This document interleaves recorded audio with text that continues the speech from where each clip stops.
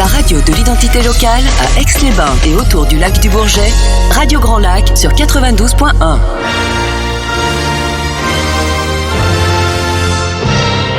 Your English Weekly.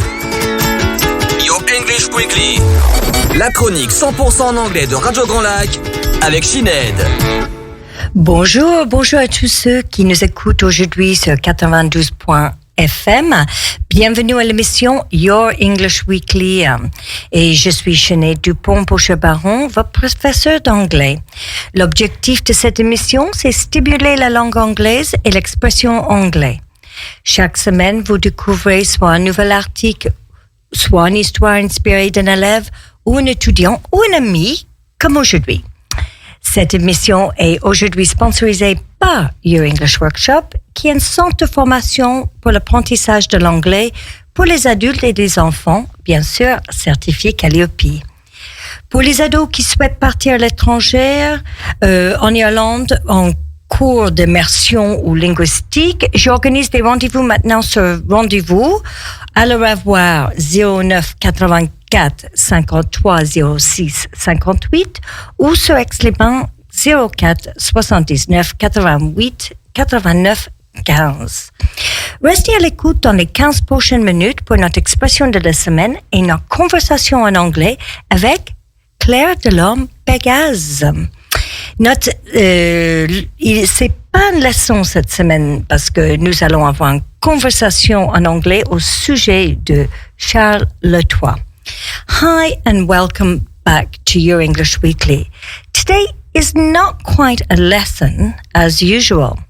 However, if you do wish to have the script, don't hesitate to send me a message. Sinead at yourenglishworkshop.com. And of course, I'll send you the script. So, today we have decided to talk about Charles III and the coronation, which happened last Saturday on the 6th of May, with Claire Delorme Pégaz, a friend and an author of the books for adults and children about our local history. Hello, Claire. Hello, Sinead. Thanks for coming, Claire. Could you introduce yourself to our audience today? Well, I was born in Aix-les-Bains, and I have always been interested in our local history. A long time ago, I taught English, and I thought it would be a good idea to associate part of the history of our British heritage with teaching English. So, I first created a game, the Swan Game. I remember this because the Swan Game, I still use it in some of our classes in Aix-les-Bains. Very good. So it is a jeu de loi of what can still be seen of the British heritage in the town today. And a learn and play thing. Yeah, and with this, can people buy it today still? Well, if they want to buy it, they must give me a ring. Ah, fantastic. So they can just send me a message at Sinead and I will pass it on to Claire. Okay, Sinead thank you. at Your English Workshop. So, okay. What about Josephine Fletcher? Josephine is a friend of mine.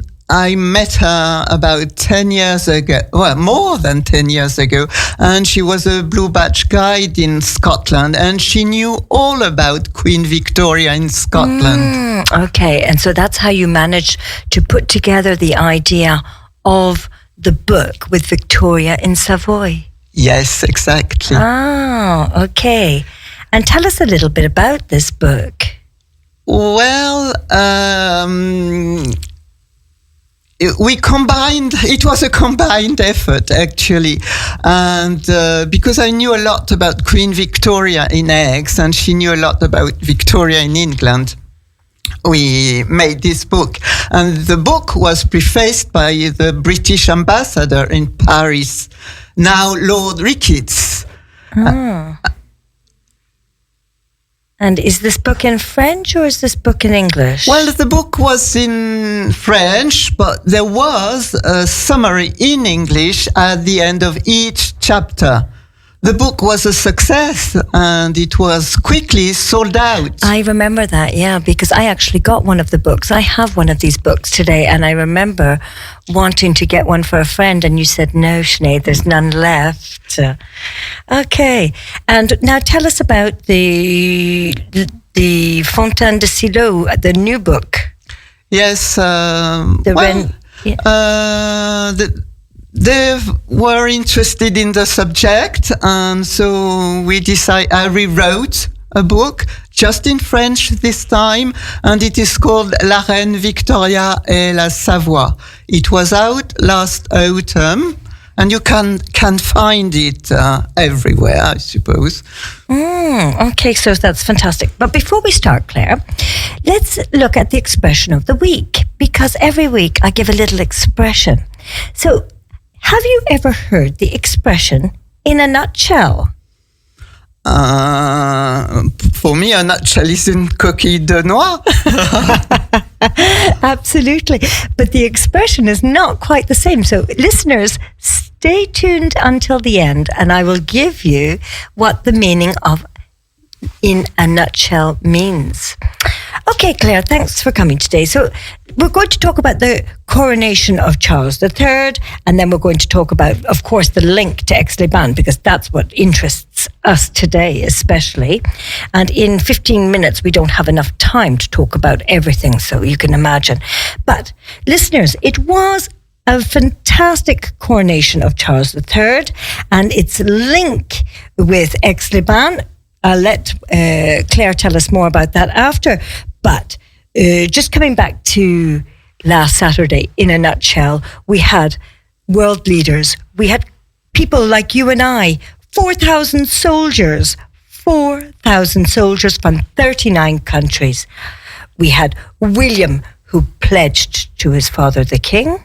We had Harry, who was observing the scene in the third row, as he is no longer part of the royal family. We had Rishi Sunak, who is the Prime Minister, who gave his extraordinary speech, who's a religious man, but Hindai. We had all the coronation symbols, such as the Liber Regalis. Do you know what the Liber Regalis is? It's all the little details of how to do the coronation that gives the explanation of what comes next. We had the 360-year-old St. Edward's crown, which was placed upon the king's head by the Archbishop of Canterbury. We had the carriage and, of course, the Gold Gate coach. Is it the Gold Gate coach, Claire? I think it is. The Gold Stage Coach. Yeah, the Gold Stage Coach, exactly. We had all the garments. We had all the outfits with these garments made of silk, the coronation chair, and last but not least, in what I think of the things, we had the 38,000 church bells that rang throughout the day in England, as every church in the nation participated in what is known as Ring for the King. Then, of course, to finish the day, it would not have been a day without having the balcony appearance. So what is the balcony appearance? It's when the royal family appears in front of an awaiting crowd in the royal gardens. To be honest, it's probably a very stressful job to be Charles III, but it is all the fairy tale. And there's no other word that I could say except an historical moment. So, Claire, can you tell our listeners today what happens on Coronation Day in England? Well, King Charles and Queen Camilla left their home, and do you know what? No. They took the same route as Queen Victoria did in 1837. Oh, that's hilarious. She was the first English monarch to take this route for her coronation. Then they went to Westminster, got crowned and then went to Buckingham Palace in the gold state coach. Yeah. A coach which has been used at every coronation since 1831. Wow, that is amazing, isn't it? So there's nowhere in the world like England to do such a pomp and ceremony, is there? But tell our listeners, do the English take this seriously? Well, more or less, it depends on people, you know. Of course. But there were 18 million viewers in the UK. Overnight figures have shown this is a good number, as many young people are not interested in the monarchy. But I think there were more people who watched for Queen Elizabeth II's death. I think there were more. But anyway, so what do the British do? Tell us, what do they do on a day like this? So we know that they've now, all the coronation is finished. How do the British celebrate? Well, they meet up, they get together, they go to the pub, they organize street parties. They have probably eaten quiche this year. That was a big subject, wasn't it, about the quiche? That was quite funny as well, yeah. And they drink and have fun. And have fun, of course. And I think that was the whole point of the thing, is to have fun and talk about their royalty of being the king and the queen. A lot of people went to the big park in London to see the balcony appearance. Okie dokie. So, Claire, could you tell me how King Charles is connected to Aix-les-Bains? Because this is what we're going to try and get our listeners to understand today. Yes, Queen Victoria was King Charles III's ancestor, both on his paternal side and his maternal side. Just 1 month before Queen Victoria started for a first visit to Aix, her last great-granddaughter, Alice, was born at Windsor Castle. And there's a nice family photo at the Royal Archives showing Queen Victoria smiling and the little baby Alice on the lap of Princess mother. What was her name? Alice of Battenberg. Alice of Battenberg. Okay, I knew there was something in there. Okay. So this was probably a good omen just before Queen Victoria's holiday in France. Why do you say that? Because Princess Alice went... No, because the Queen was smiling. Okay. So she was happier than before, and she said, let's go abroad. Okay. Well, this Princess Alice, she went on to marry Prince Andrew of Greece, and they became the parents of the Prince Philip, Duke of Edinburgh. After marrying Prince Andrew of Greece, Alice adopted her husband's style, becoming Princess Andrew of Greece and Denmark. And she became the daughter-in-law of King George I of Greece, who was also a brother-in-law of her great-uncle Edward VII. All this is quite complicated. Yeah, I can see that, because I'm finding it hard to put the pieces together, but yeah. But the connection is coming now. Okay. For many years, King George I of Greece was a famous and regular visitor to Aix-les-Bains, where he enjoyed walking informally on his long holiday here. Wow. This is why his bust was erected in the park. Which park? What was then called the Garden of the Thermal Establishment in the town centre. Okay, and it's still there today? Yes, of course. Yes. Okay, good. So you can go and visit it now, listeners. Yeah. Okay, and then? Well, Alice has an extraordinary life and a difficult one.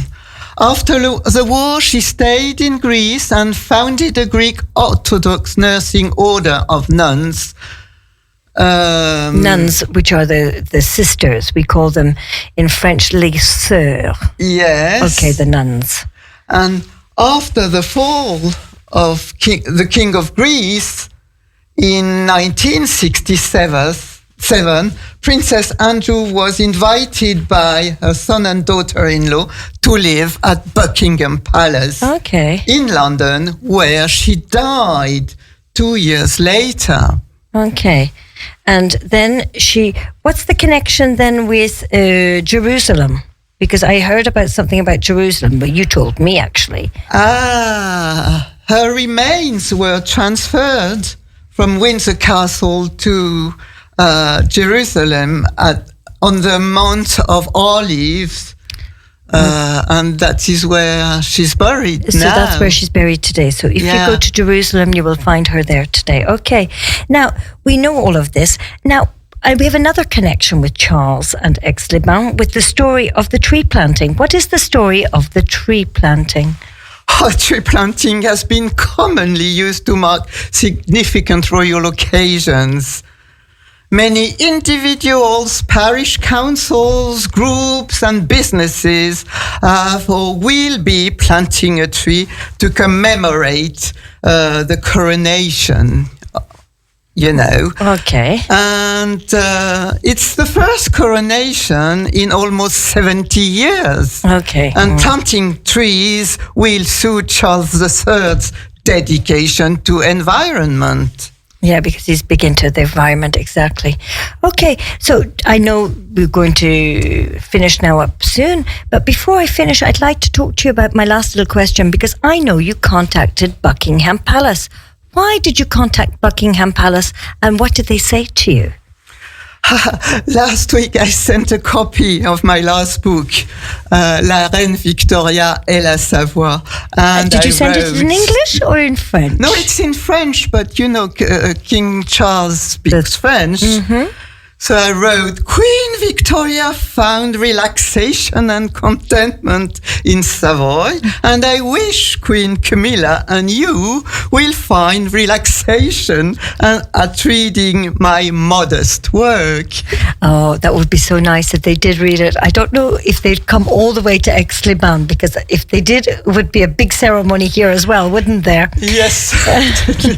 So I'm not sure that will work. But anyway, so listeners, that's all we have time for today, talking about the connection with Aix-les-Bains. But thank you, Claire, for giving all of this hindsight into the connection of Aix-les-Bains and the royal family, which is always very passionate. And I do invite you listeners to look at, because I know we can find extracts on the internet of the book you have written, Claire, no? Well, you can find excerpts of the Jacot books, yes. the books for children, and they are bilingual. So the Jacot website is bilingual. And we use them in our school as well. We have used Jacot, the donkey, in level 2. The children read that book and they look at that book during their class time, which is very interesting. When she buys her donkey and she takes it to the lake. Is that right? Yes, that's right. Yeah.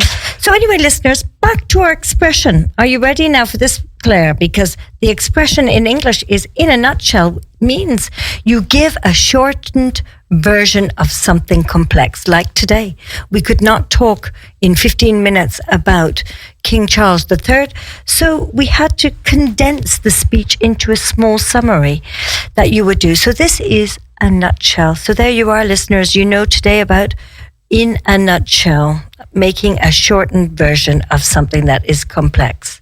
Well, that's all from us today. So if you wish to listen to this podcast again, you will find us on YouTube, Your English Weekly, the 9th of May. Remember to go to the website and click on Your English Weekly, yourenglishworkshop.com. You will find the expression of the week on our Facebook and Instagram page too. Please share this podcast with friends and family. And if you have any information or you wish to contact me for the script today, send me a message at Sinead@yourenglishworkshop.com. Sinead, Sinead. And thanks again, Claire, for joining me.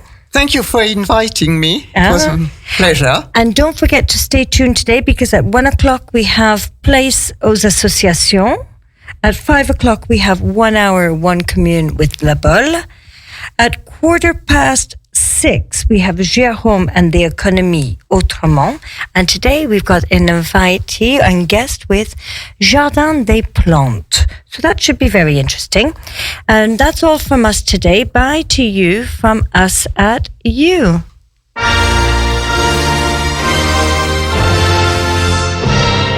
Your English Weekly. Your English Weekly. La chronique 100% en anglais de Radio Grand Lac avec Sinead. Radio Grand Lac. Votre radio.